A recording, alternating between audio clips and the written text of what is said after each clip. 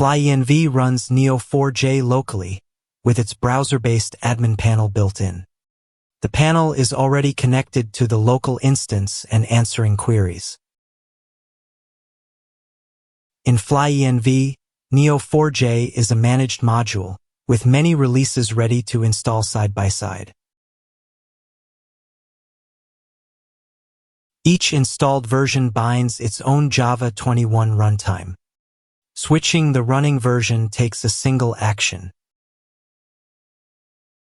The service now runs Neo4j 2026.07.0. The admin panel connects to the new instance on the same local address.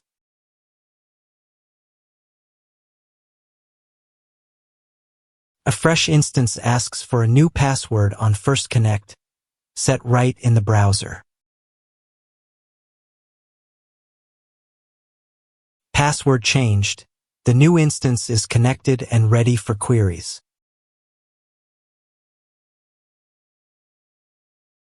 Local Neo4j on the version your project needs, managed visually.